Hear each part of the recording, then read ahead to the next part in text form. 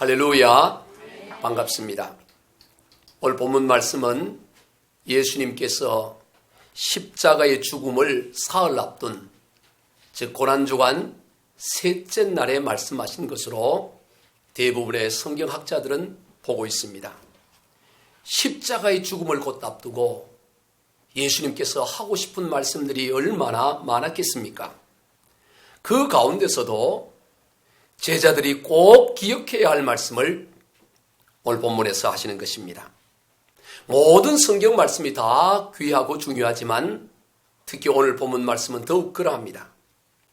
오늘 본문에서 예수님께서는 제자들이 꼭 기억해야 할 그 첫 번째 말씀으로 예수님은 하나님이시다라는 말씀을 하셨습니다. 예수님을 믿는 것이 하나님을 믿는 것이고 예수님을 보는 것이 곧 하나님을 보는 것이다. 그렇게 말씀하셨습니다. 오늘 본문 44절로 45절을 같이 읽습니다. 시작. 예수께서 외쳐 이르시되 나를 믿는 자는 나를 믿는 것이 아니요 나를 보내신 이를 믿는 것이며 나를 보는 자는 나를 보내신 이를 보는 것이니라. 예수님은 자신을 하나님과 동일시하셨습니다. 이것은 예수님의 공생의 사역 가운데 가장 중요한 가르침이었습니다. 예수님의 가르침의 핵심과 결론은 예수님이 하나님이시다라는 것입니다. 그래서 제자 빌립이 예수님께 하나님 좀 보여주십시오라고 했을 때 나를 본 자는 아버지를 보았거늘 어찌하여 하나님 아버지를 보이라 하느냐 그렇게 말씀하셨습니다. 성도 여러분, 여러분은 예수님을 어떻게 이해하고 있습니까? 예수님은 하나님이십니다. 구약과 신약 모든 성경의 핵심이고 결론이 여기에 있습니다. 본래 하나님은 사람이 볼 수 없는 분이시지요. 하나님께서 창조하신 태양도 똑바로 볼 수 없는 사람이 어떻게 하나님을 볼 수가 있겠습니까? 우리가 가정을 해서 태양을 1m 앞에서 보게 되면 어떤 일이 일어날까요?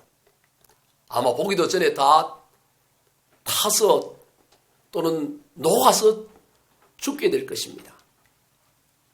그러지 않고 볼 수 있다고 가정을 한다고 해도 그 태양의 그 강렬한 빛으로 인해서 눈이 멀어버릴 것입니다.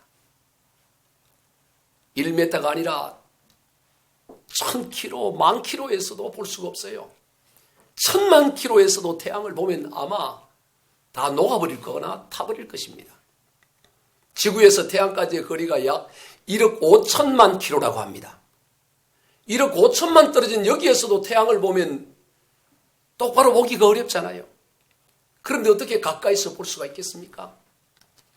태양을 창조하신 하나님도 사람의 육의 눈으로 볼 수가 없는데 어떻게 사람이 감히 하나님을 볼 수가 있겠다는 말입니까?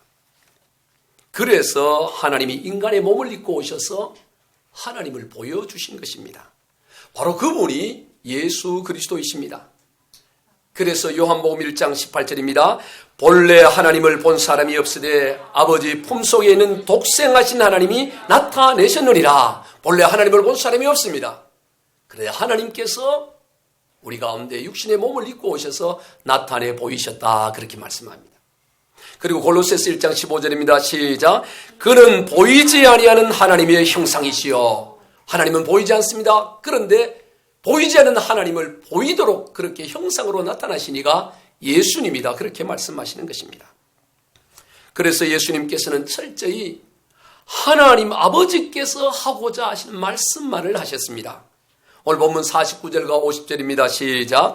내가 내 자유로 말한 것이 아니요 나를 보내신 아버지께서 내가 말할 것과 이룰 것을 친히 명령하여 주셨으니 나는 그의 명령이 영생인 줄 아노라. 그러므로 내가 이르는 것은 내 아버지께서 내게 말씀하신 그대로니라 하시니라. 예수님께서는 하나님 아버지께서 하고자 하시는 말씀 그대로만을 하셨습니다. 자의로 말씀하지 않았습니다.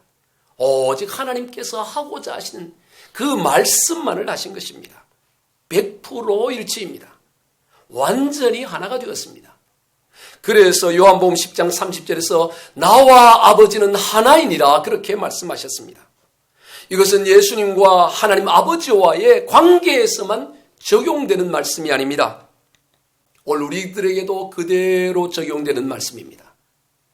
하나님과 예수님께서 온전히 하나를 이룬 것처럼 오늘 저와 여러분 가운데서도 하나님과 예수님과 온전히 하나를 이룬다라고 주님은 말씀하는 거예요. 요한복음 17장 21절입니다. 시작. 아버지여, 아버지께서 내 안에 내가 아버지 안에 있는 것 같이 그들도 다 하나가 되어 우리 안에 있게 하사 세상으로 아버지께서 나를 보내신 것을 믿게 하옵소서. 하나님 아버지와 예수님께서 온전히 하나를 이룬 것처럼 그 예수님과 하나님 사이에 하나 된 거기에 오늘 우리들도 다 함께 하나 되어서 예수님을 통해서 하나님 아버지를 보여준 것처럼 오늘 저와 여러분의 삶을 통해서 예수 그분이 누구신지를 보여주도록 해달라고 기도하고 계시는 것입니다. 예수님은 하나님이십니다. 그것을 세상이 어떻게 알 수 있습니까? 바로 오늘 저와 여러분의 삶을 통해서입니다. 오늘 저와 여러분이 예수 그리스도와 온전히 하나됨을 통해서 예수님이 근본 하나님의 본체이시고 그리스도라는 사실을 나타내 보여주게 되는 것입니다. 예수님이 하나님과 하나 되어 하나님을 보여준 것처럼 오늘 우리도 예수님과 하나가 되어서 예수님을 세상에 보여주어야 합니다. 그래서 사도 바울은 고린도후서 3장 3절에서 시작. 너희는 우리로 말미암아 나타난 그리스도의 편지니 이는 먹으로 쓴 것이 아니요 오직 살아계신 하나님의 영으로 쓴 것이며 또 돌판에 쓴 것이 아니요 오직 육의 마음판에 쓴 것이라. 오늘 저와 여러분이 예수 그리스도의 편지라고 말씀하고 있습니다. 편지를 보면 그 사람이 편지를 쓴 사람의 마음을 알 수가 있는 것입니다. 그리스도의 편지인 저와 여러분을 보면 그리스도의 마음이 어떠한지 예수 그리스도께서 어떤 분인지가 보여진다는 것입니다. 성도 여러분, 지금 여러분은 그리스도의 편지로서 그리스도를 온전히 보여주고 있습니까? 그러면 어떻게 오늘 우리의 삶을 통해서 그리스도를 보여줄 수가 있을까요? 어떻게 그리스도의 편지로서 온전히 그리스도의 마음을 나타내 보일 수가 있을까요? 오늘 본문 46절입니다. 시작. 나는 빛으로 세상에 왔나니 무릇 나를 믿는 자로 어두움에 거하지 않게 하려 함이로다. 빛 가운데 거하는 삶이에요. 우리가 그리스도의 편지로서 나타내야 할 것은 우리의 삶이 빛 가운데 거하는 삶이라는 것입니다. 성경은 예수님에 대해 어두운 세상을 비추는 생명의 빛으로 설명하고 있습니다. 예수님이 이 땅에 오실 것을 700년 전에 이사야 선지자는 예언을 하면서 이사야서 9장 2절입니다. 시작. 흑암에 행하던 백성이 큰 빛을 보고 사망의 그늘질 땅에 거주도한 자에게 빛이 비추도다. 예수님이 이 땅에 흑암 가운데 있는 세상 가운데 빛으로 오신다라고 말씀하셨습니다. 요한복음 1장 4절입니다. 그 안에 생명이 있었으니 이 생명은 사람들의 빛이라. 요한복음 8장 12절입니다. 예수께서 또 말씀하여 이르시되 나는 세상의 빛이니 나를 따르는 자는 어두움에 다니지 아니하고 생명의 빛을 얻으리라. 예수님은 어두운 세상 가운데 사망의 권세 가운데 있는 이 세상에 생명의 빛으로 오셔서 모든 것을 어두운 가운데서 빛으로 죽음 가운데서 생명의 역사를 일으키시는 것입니다. 그래서 예수 생명의 빛이 임하는 곳에 언제나 환한 역사, 밝은 역사, 생명의 역사, 살아나는 역사가 일어납니다. 신기합니다. 그저 예수 복음을 믿은 것밖에 없는데 모든 것이 살아나는 역사가 일어나요. 여러분, 겨울이 되면 매서운 추위로 인해서 사방이 꽁꽁 얼어붙습니다. 생명이 보이질 않습니다. 다 죽어 있는 것 같습니다. 그런데 신기한 것은 봄에 따뜻한 햇살이 비추어지면 뭐 별난 것 다른 거 한 게 아무것도 없는데 그저 따뜻한 햇살만 비추어졌는데 모든 것이 다 살아나는 역사가 일어나요. 아무리 두꺼운 얼음으로 덮인 땅도 봄이 되어 따뜻한 햇살이 비추어지기만 하면 그 모든 얼음이 스르르 다 녹아버리고 땅에서 파란 새싹이 나오는 것을 보게 되는 것입니다. 신기할 정도입니다. 그저 빛만 비추어졌는데 오늘 예수 생명의 빛도 마찬가지입니다. 예수 생명이 우리 가운데 비추어질 때 모든 것이 살아나는 생명의 역사가 일어나는 것입니다. 사람의 마음 가운데 답답하고 찬바람이 불고 꽁꽁 얼어붙은 그런 마음도 예수 복음의 빛이 비추어지면 다 녹아지고 다 열려져요. 그래서 어떻게 사람이 저렇게 변할 수 있을까 할 그런 소리를 듣게 되는 것입니다. 사랑하는 성도 여러분, 여러분에게는 이러한 변화가 있습니까? 예수 생명의 빛이 여러분을 비추어서 어둠에서 빛으로 사망의 권세에서 생명으로 바뀌어져 있느냐 하는 것입니다. 그리고 나아가 어둠 가운데 있는 이들에게 빛을 비추어주고 사망의 권세에 매여 있는 이들을 풀어 생명 가운데 거하도록 하는 삶을 살고 있느냐 하는 것입니다. 그저 우리 스스로만 그렇게 빛 가운데 생명 가운데 거하는 것이 아니라 오늘 우리는 그 빛을 받아서 여전히 사망 가운데 어둠 가운데 죽음 가운데 있는 이들을 비추어 그들을 생명으로 빛으로 이끌어내야 될 사명이 오늘 우리에게 있는 것입니다. 그래서 마태복음 5장 14절과 15절입니다. 시작. 너희는 세상의 빛이라. 산 위에 있는 동네가 숨겨지지 못할 것이요 사람이 등불을 켜서 말 아래에 두지 아니하고 등경 위에 두나니 그러므로 집안 모든 사람에게 비추느니라. 여러분, 빛은 모든 사람에게 비추는 것입니다. 빛은 누가 보더라도 비친 것입니다. 오늘 저와 여러분을 보면 누가 보더라도 저 사람은 빛이로구나. 저 사람은 하나님의 사람이로구나. 그렇게 보여져야 한다는 것입니다. 그러면 빛의 삶이란 구체적으로 어떤 것일까요? 에베소서 5장 8절로 9절입니다. 시작. 너희가 전에는 어둠이더니 이제는 주 안에서 빛이라. 빛의 자녀들처럼 행하라. 빛의 열매는 모든 착함과 의로움과 진실함에 있느니라. 빛의 열매가 어떤 것입니까? 그것은 모든 착함과 의로움과 진실함이라고 말씀하고 있습니다. 빛의 자녀들은 모든 착함과 의로움과 진실함이 있습니다. 그러면 착함과 의로움과 진실함이라는 것은 구체적으로 어떤 것일까요? 그것을 한마디로 말하면 하나님의 말씀대로 사는 삶을 말하는 것입니다. 주님의 말씀을 기준으로 살아가는 삶을 말합니다.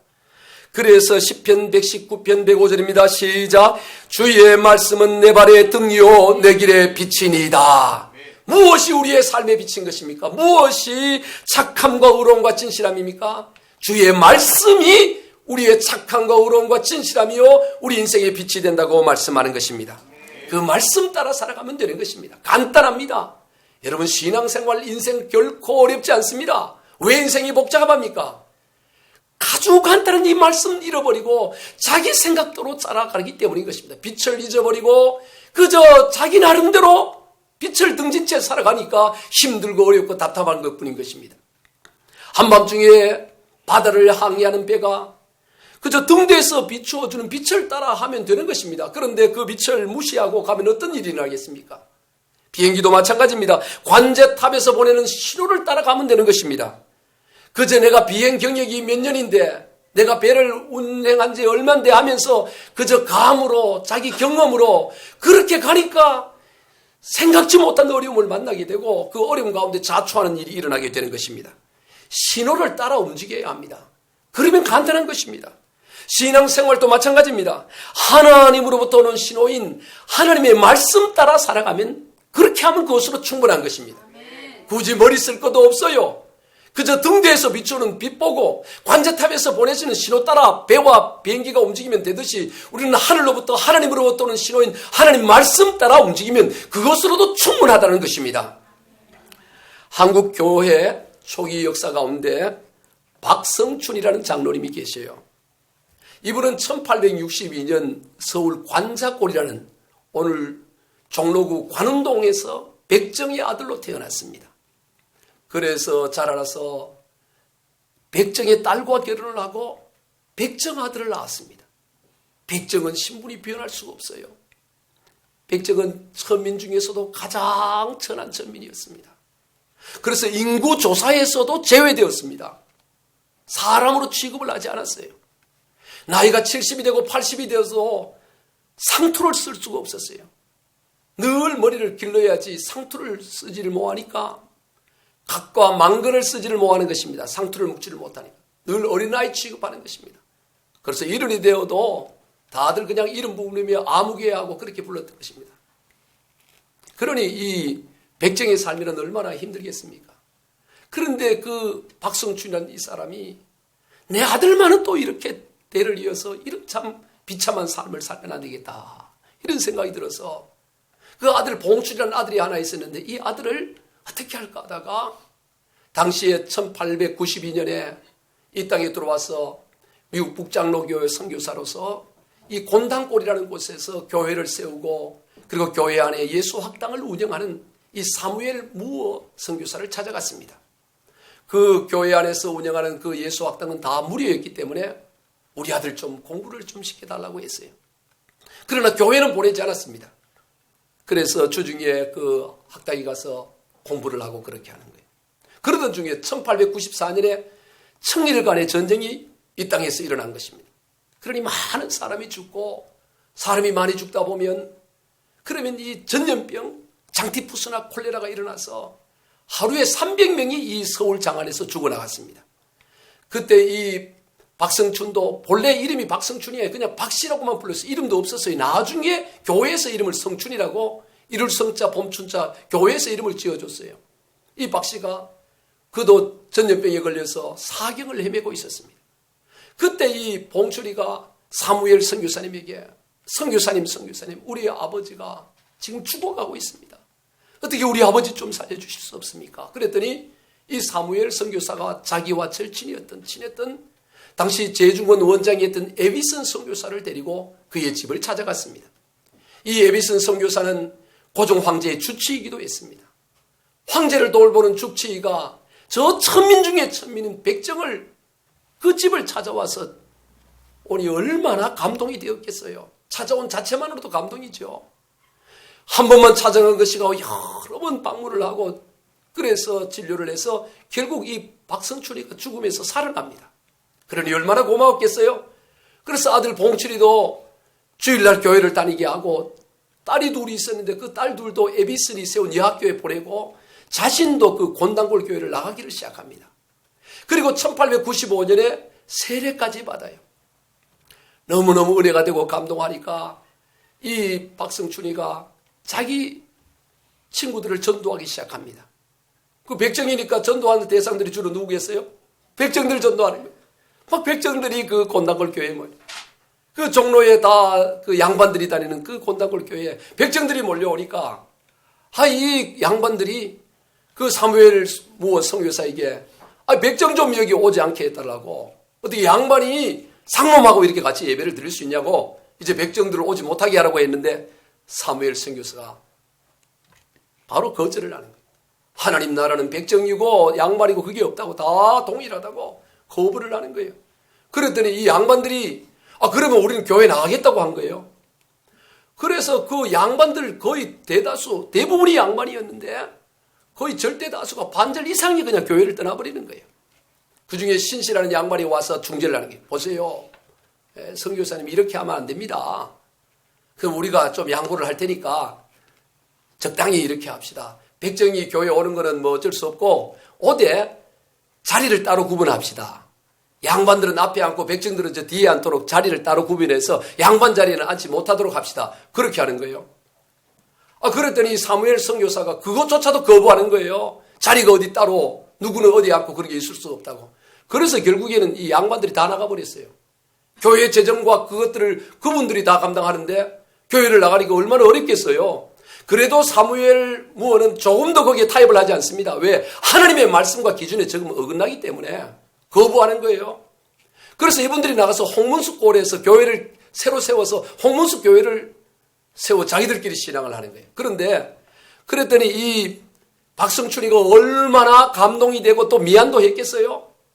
그래서 너무 감사하고 또 미안도 해가지고 이 서울 장안에만 다니는 것이 아니고 저 수원이고 인천이고 백정들을 다 찾아다니면서 전도를 하기 시작해서 그 교회는 백정들이 몰려오기 시작하는 거예요. 저 수원 어디든 멀리서도 다 모여요. 교회는 점점 부흥을 합니다. 그런데 홍문숙 교회는 점점 더 힘이 약화되어져 가는 거예요. 그런데 3년 정도 지나니까 이 홍문숙골 교회 교우들도 우리가 잘못했다는 걸 알게 되고 그래서 나중에 이 사무엘 무어 선교사님을 찾아와서 선교사님 우리가 잘못했습니다 하고 무릎을 꿇은 거예요. 그래서 다시 그 교회가 하나로 합쳐져요.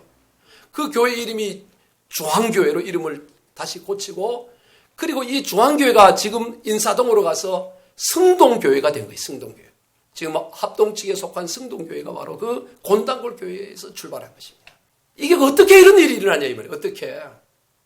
하나님의 말씀이 비치고 생명이니까 인간적으로 아이고 저 사람 따라면 교회에 이거 어려움 당하는데 저 돈 많은 사람 따라면 어떻게 하느냐, 저 힘 있는 사람 저 사람한테 잘 보여야지. 그래 됐다면 그 교회가 오늘 그런 성동교회가 있을 수 있겠어요? 박사형의 역사가 있을 수 있고 그런 일들이 있을 수 있겠어요? 사무엘 무어는 전혀 그런데 조금도 거기에 굴하지 않고 오직 하나님의 말씀만을 빛으로 그것을 기준으로 살아갔더니 하나님께서 그런 놀라운 역사를 이룬 줄로 믿습니다.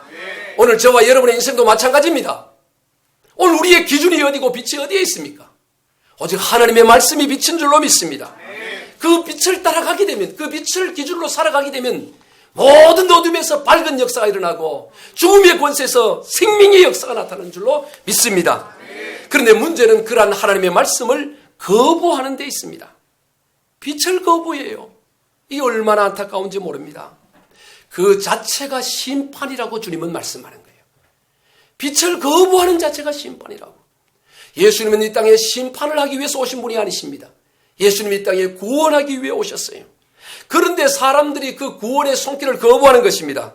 그래서 스스로 심판에 이르게 된다고 말씀하는 거예요. 오늘 본문 47절로 48절입니다. 시작. 사람이 내 말을 듣고 지키지 아니할지라도 내가 그를 심판하지 아니하노라. 내가 온 것은 세상을 심판하려 함이 아니요 세상을 구원하려 함이로다. 나를 저버리고 내 말을 받지 아니하는 자를 심판할 리가 있으니 곧 내가 한 그 말이 마지막 날에 그를 심판하리라. 누가 심판하느냐?